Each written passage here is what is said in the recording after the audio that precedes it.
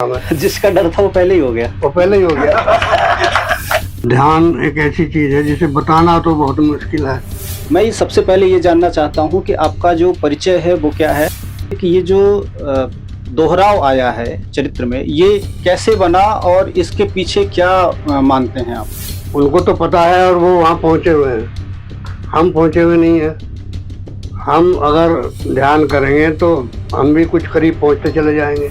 जब ओशो से कनेक्शन जोड़ा तो कभी आपके जानने वाले, पहचानने वाले, घर के लोगों ने कभी आपका कनेक्शन काटने की कोशिश की?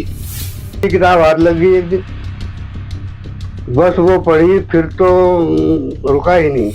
और मैंने भी कहीं ये पढ़ा था कि आप अगर संन्यास्त होते हैं तो आपको दुनिया छोड़ने की आवश्यकता नहीं है। अगर आप वाकई संन्यास्त हैं तो एक न एक दिन आपको सब लोग छोड़ते चले जाएंगे और आप अकेले हो जाएंगे। ध्यान अल्टीमेट है। ध्यान अल्टीमेट है। ध्यान अल्टीमेट है। तो दोस्तों नमस्कार, मैं हूं त्रिनाथ और आप देख रहे हैं ई रेडियो इंडिया।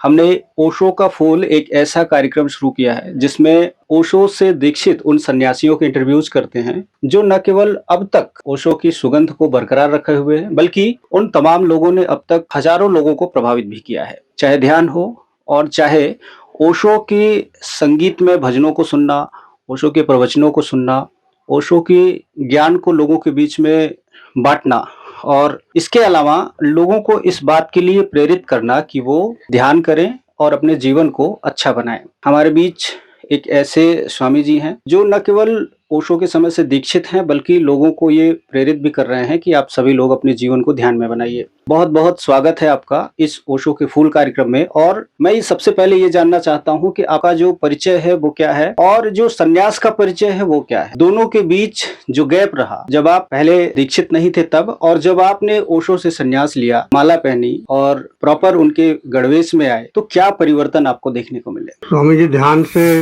लाइफ में बहुत परिवर्तन आते हैं। ध्यान एक ऐसी चीज है जिसे बताना तो बहुत मुश्किल है।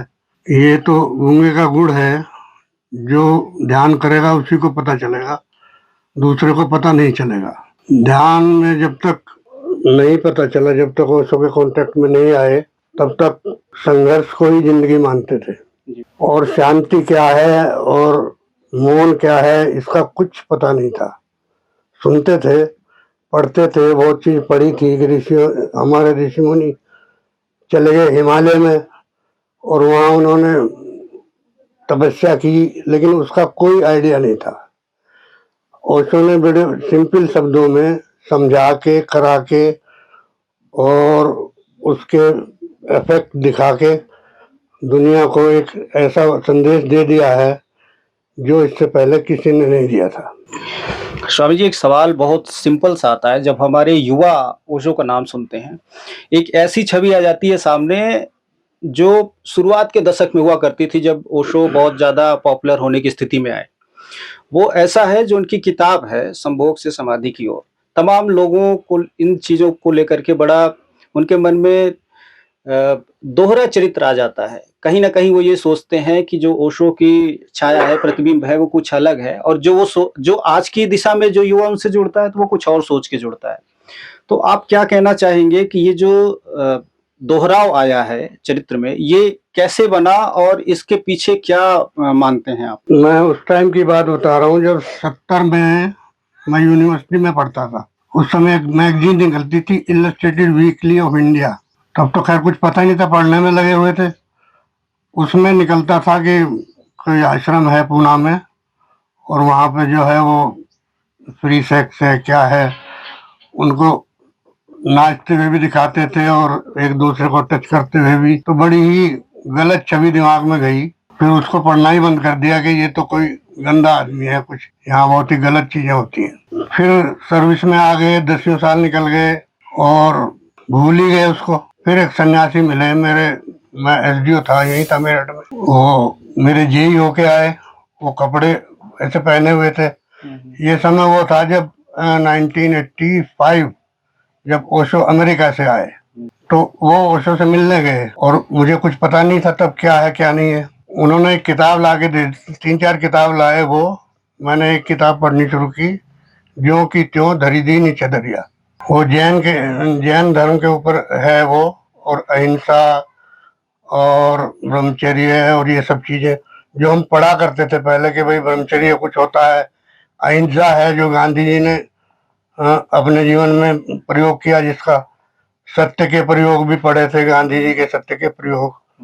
लेकिन उस छोटी सी किताब ने उन सबको छोटा कर दिया और ऐसे समझा दिया सब चीजों को कि हम दुनिया में कैसे चलते हैं, और जो सच्चाई है उस तक पहुंचते नहीं है और उल्टी सीधी चीजों में लगे रहते हैं। बस उसके बाद तो फिर ध्यान का पता चला, फिर जो है धीरे धीरे पढ़ा, हालांकि बिजी बहुत रहे नौकरी में, लेकिन फिर सच्चाई पता चलती चली गई, ध्यान का अनुभव होता चला गया। स्वामी जी, जैसा कि आप एसडीओ थे बिजली विभाग में, हाँ, ये कहा जाता है कि भाई जब अवैध कनेक्शन कहीं से होता है तो लोग काटने पहुंच जाते हैं। तो कभी आपने जब ओशो से कनेक्शन जोड़ा तो कभी आपके जानने वाले, पहचानने वाले घर के लोगों ने कभी आपका कनेक्शन काटने की कोशिश की? ना, ऐसा तो कुछ नहीं हुआ। एक्चुअली पहले तो मैं, क्योंकि मैं बिजी था, वो 2-3 किताब जो मिली वो पहले वाइफ ने पढ़ी और उन्होंने कहा कि भाई अरे ये देखो क्या है ये, मतलब वो प्रभावित हुई उससे। मैंने कहा भाई तुम पढ़ो, मैं तो बिजी हूँ, मुझे तो बहुत काम है। जिसका डर था वो पहले ही हो गया। वो पहले ही हो गया। फिर वो पढ़ती रही, मैं उसमें पढ़ा ही नहीं। मैं कहा होगा कुछ, बहुत सारी चीजें मैगजीन होती हैं, कुछ होता है पता नहीं। एक दिन वो रात को पढ़ने की आदत थी, टेबल लैंप सिराने रहता था, सोने से पहले 10 मिनट 15 मिनट कुछ पढ़ने की आदत थी, वही किताब हाथ लग गई एक दिन, बस वो पढ़ी, फिर तो रुका ही नहीं। फिर यहाँ मधु जी ने यहाँ कैंप लगाया और इन्होंने किताबें लाई, मैं उसकी ढेर सारी, उस समय अभी समझिए, उस समय सैलरी 85-86 की सैलरी उस समय 1500 रुपये करीब हुआ करती थी। इनसे मैं 2000 की किताब खरीद के ले गया और वाइफ तो घबरा गई है कि इसका क्या करोगे। लेकिन फिर वाइफ ने कैंप भी एक आध अटेंड किया, पर वो उससे आगे नहीं बढ़ी। लेकिन मुझे तो रास्ता मिल ही गया। फिर मैं पूना गया, संन्यास लिया, स्वामी जी के साथ तो कई कैंप अटेंड किए, बस फिर ध्यान का रस लगता गया। ये जो आपके सन्यास की कहानी है वो शुरुआत तो हो गई, किस सन में आपने सन्यास लिया था और उस वक्त जो दौर था वो क्या था, और आज का जो दौर है, दोनों को कंपैरिजन जब करते हैं तो क्या आपको लगता है कि पहले वाला दौर बेटर था या अब वाला? दौर क्या, दुनिया का दौर? दुनिया का दौर तो स्वामी जी पहले भी वही था, वही सब झगड़े झंझट दुनिया में, फैमिली में, और लगे ही रहते हैं। वो तो अपना ही दौर बदल गया बस। फिर वो गंगा तो वैसे ही चलती रही, अपना रास्ता अलग हो गया। मतलब कुल मिला जुला के ये है कि जो देखने का नजरिया है, हम जो देखना चाहते हैं वो देखते हैं दुनिया को। तो स्वामी जी का कहना ये है कि वो दौर भी वैसा ही था, अब भी दौर वैसा है, बस नजरिया बदल गया है। तो जो आज का दौर है ज्यादा सुहावना, अच्छा लग रहा है।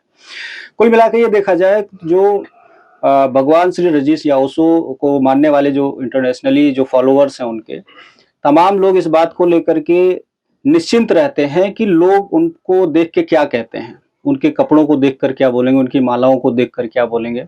और मैंने भी कहीं ये पढ़ा था कि आप अगर संन्यास्त होते हैं तो आपको दुनिया छोड़ने की आवश्यकता नहीं है। अगर आप वाकई संन्यास्त हैं तो एक न एक दिन आपको सब लोग छोड़ते चले जाएंगे और आप अकेले हो जाएंगे। तो ये जो कहानी है ये बताती है कि आपका जो जीवन है वो न केवल आपके हाथों में है, बल्कि सिर्फ और सिर्फ आपके ही हाथों में है, किसी और का उस पर कोई प्रभाव नहीं है। स्वामी जी, एक सवाल ये भी है, तमाम जो ओशो के सन्यासी हैं, कहीं ना कहीं उनके दिमाग में एक चीज ये फिट हो जाती है कि ओशो ने जो कहा दैट्स फाइनल, न उसके आगे कुछ न उसके पीछे कुछ। क्या इस पर भी आपका विचार वैसा ही है या आप कुछ इस पे आगे पीछे भी हैं? नहीं, ओशो ने तो जो कहा वो सत्य के नजदीक जितना हो सकता था उतना कहा। वो तो उनको तो पता है और वो वहां पहुंचे हुए हैं, हम पहुंचे हुए नहीं है।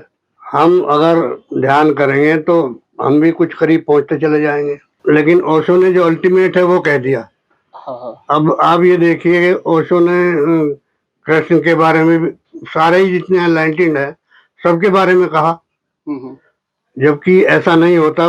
सभी मार्ग, सभी धाराएं, सभी के बारे में उन्होंने कह दिया और सबकी पगडंडी केवल ध्यान से जाती है। ध्यान अल्टीमेट है। अभी एक अंतिम सवाल और करते हैं, वैसे तो बहुत सारे सवाल हैं और यहाँ पर बहुत सारे लोग हैं जिनसे हम लोग अभी क्वेश्चन एयर करेंगे और उसका जवाब स्वामी जी देंगे। एक सवाल सबसे लास्ट में ये कि ध्यान की जो परिभाषा है, आपने उसको अपने शब्दों में कितना बयाँ करने में आप समर्थ रहे हैं? ये आज के युवाओं के लिए बड़ा ज़रूरी होगा। स्वामी जी, मैंने पहले ही कहा है कि एक्सप्लेन तो पूरा किया ही नहीं जा सकता ध्यान को। जब तक आप नहीं करेंगे, आप कितना ही समझ लीजिए, कितना ही पूछ लीजिए, वो सब बातचीत ही हो जाएगी। बातचीत से ध्यान का कोई मतलब नहीं है। जब आप करेंगे, जब उसमें डूबेंगे, जब मौन में आप जाएंगे, तभी आपको पता चलेगा। अनुभव तभी होगा आपको। तो मैं ये एक्चुअली बातचीत की बात नहीं है, अनुभव की बात है, अनुभूति की बात है। मैं दरअसल स्वामी जी से यही कहलवाना चाह रहा था कि तमाम लोग जो ये पूछते हैं कि आप ध्यान में क्या कर रहे हैं, आपको क्या उपलब्धि, ये फिजूल के सवाल हैं। आप किसी से सवाल मत कीजिए, बल्कि खुद ध्यान करिए और खुद अपने अंदर उस चीज को तलाशिए। हाँ, सवाल आपको खुद मिलेगा। हाँ, और उसका बेफिजूल की अनुभव बातें लीजिए करना आप। बंद करिए आप कि भाई आप कितने गए हुए हैं, आप कितने तार्किक हैं। ये आपकी जो तर्क शक्ति है वो भौतिकता और आध्यात्मिकता इन दोनों में डिफरेंस पैदा कर देती है और सामने वाला समझ जाता है कि आप किस तल पे बोल रहे हैं। तो चालाकी ना करके आप अपने साथ ईमानदारी बरतिए तो बड़ा अच्छा रहेगा। बहरहाल यहाँ पे तमाम लोग ऐसे हैं जिनसे हम लोग ये सवाल, कुछ सबके मन में अलग-अलग होते हैं, तो हम एक-एक सवाल ले लेते हैं। शुरुआत ध्यान करने के लिए हम जैसे शरीर और मन की बातें करते हैं या हम बाहर की दुनिया की बातें करते हैं कि दुनिया को छोड़ दें, कि दुनिया को समझना है कि या दुनिया हमें अलग दिखाई देने लगे, मैं अलग हो जाऊं या मेरा शरीर अलग हो जाए, हमें कहाँ से शुरुआत करनी चाहिए? स्वामी जी, दुनिया तो ऐसे ही चलती रहेगी। दुनिया है स्थूल, दुनिया है शरीर है, फिर आपके विचार हैं, फिर विचार के बाद आपकी आत्मा है। तो आपको तो ध्यान में आत्मा पे पहुंचना है। दुनिया तो चलती रहेगी ऐसे ही चलती आई है। इससे आप क्या समझना चाहते हैं? दुनिया को समझेंगे तो आप बाहर ही भटकते रह जाएंगे। बचपन से अब तक कितने समझ लिए दुनिया को, उससे मिल क्या गया? हम लोग ध्यान करते हैं, डायनेमिक ध्यान भी आपने किया होगा और नाद ब्रह्म ध्यान भी करते हैं। आपने उसमें क्या-क्या अनुभव पाया है? थोड़ा-सा उसका एक्सप्लेन करें थोड़ा। बेकार की जो चीजें हैं, जो पत्ते हैं, वो झड़ जाते हैं सब। जो दिमाग में फितूर हैं, क्वेश्चन हैं, वो सब, या दुनिया ने आपको जो वो दुख दिए हैं। और जैसे टीचर कोई मारता है, पीटता है, तो उस पर गुस्सा आता है। टीचर को तो कुछ कह नहीं सकते आप उसे शून्य में निकाल सकते हैं। उसे मारो, पीटो, गाली दो, कुछ करो, तो आपका अपना चित्त शांत हो जाएगा। चित्त के ऊपर जो विकार हैं वो सब निकल के और शुद्ध हो जाएगा। डायनेमिक का तो ये फायदा है। उसके बाद आपका नाद ब्रह्म और ये ध्यान है, ये जो उसके बाद के ध्यान है। एक बार आप जब चित्त आपका शांत हो जाएगा तो फिर तब आप बाकी ध्यानों में जा सकते हैं। आप स्वामी जी, मैं ये पूछना चाहती हूँ कि ओशो की दुनिया में महिलाएं कितना सुरक्षित अपने आप को महसूस करती है। जहाँ ओशो की दुनिया में महिलाओं को लेकर एक नकारात्मक छवि है, तो आप उस पर कुछ प्रकाश डालना चाहेंगे? सोसाइटी की दृष्टि तो मैं समझता हूँ कि भीड़ है। कोई कुछ कह देगा, कोई कुछ कह देगा, उससे आप क्या निष्कर्ष निकालेंगे? मैं तो समझता नहीं उससे क्या निष्कर्ष निकलेगा। आप अपने मार्ग पर चलिए, शांति में चलिए, तो आपको प्राप्ति होगी। वो समाज क्या कहता है इसकी कोई चिंता नहीं है। दुनिया में नकारात्मक छवि होगी। ओशो वर्ल्ड में जो स्त्री की छवि है, वो उन्होंने तो उसको पुरुष से भी ज़्यादा कहा है, क्योंकि स्त्री कंपैरेटिवली शांत होती है। पुरुष को सैकड़ों झंझट हैं, सैकड़ों फितूर दिमाग में है। और ओशो के सानिध्य में तो जो स्त्रियां रही हैं, उन्होंने काफ़ी मैनेज किया है, आश्रम को मैनेज किया है, ध्यान में भी गई हैं बहुत सारी। ओशो का विशेष ध्यान औरतों की तरफ था। कोई सवाल आपका? मैं स्वामी जी के, ओमवीर जी के सानिध्य में और मधु जी के सानिध्य में ध्यान करते करते इतना होगा, मेरे सारे सवाल गिर गए। मेरा कोई सवाल बचा ही नहीं है मेरे पास।